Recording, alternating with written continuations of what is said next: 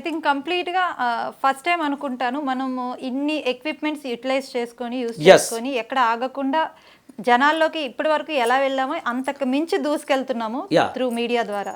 ఇది డిజిటల్ యుగం. Yes, digital టెక్నాలజీకి పెద్దపీట వేయాలి.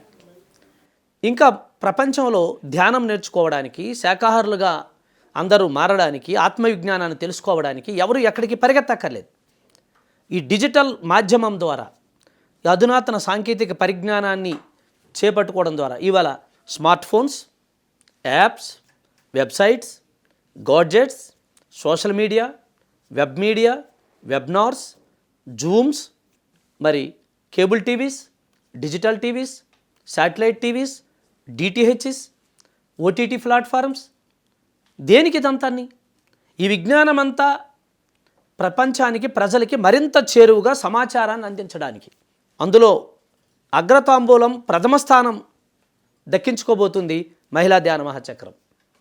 అందుకు ఈసారి భౌతికంగా ప్రజలందరినీ ఒక దగ్గరికి తీసుకురాకపోయినా మరి ఆత్మవత్, దివ్య దర్శనవత్, ప్రతిక్షణం సత్య దర్శనంతో ప్రపంచవ్యాప్తంగా మహిళా ధ్యాన మహాచక్రాన్ని, ఆ వాణిని ప్రతిబింబించడానికి, ప్రతిధ్వనించడానికి ఈ యొక్క డిజిటల్ మహిళా ధ్యాన మహాచక్ర వేదికను మనం ఉపయోగిస్తున్నాం. కాబట్టి మీ ద్వారా ప్రపంచానికి తెలియజేస్తుంది ఏంటంటే, ఇది మహిళా ధ్యాన మహాచక్రం. సమస్త మహిళామణులందరూ సగర్వంగా అందరికీ తెలియచేయచ్చు.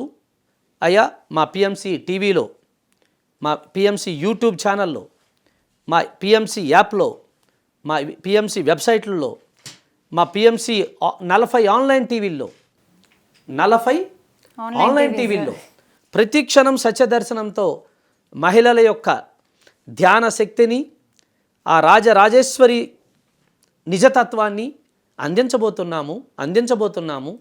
కాబట్టి మీరందరూ ఈ కార్యక్రమాలను తప్పక చూడండి అని ప్రతి మహిళ, ప్రతి ఇంట ఈ నినాదాన్ని ప్రకటించాలి, ప్రచారం చేయాలి. తద్వారా ఒక్కొక్క మహిళ ఒక ఆది పరాశక్తి స్వరూపిణై ఆ మహిళా సామ్రాజ్యానికి, అందుకే పత్రిసార్ చెప్పారు, చూడయ్యా, ప్రపంచమంతా రామాయణంలో ఉంది.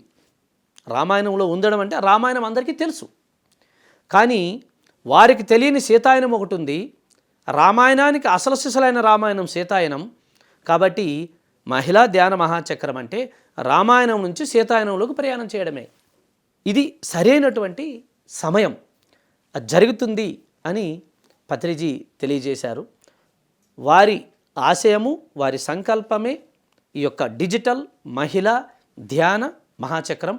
కోట్లాది మందికి ఈ వినరో భాగ్యము, కనరో కైవల్యము అన్నది చూపించడమే ఈ మహిళా ధ్యాన మహాచక్రం తాలూకా ముఖ్య ఉద్దేశం.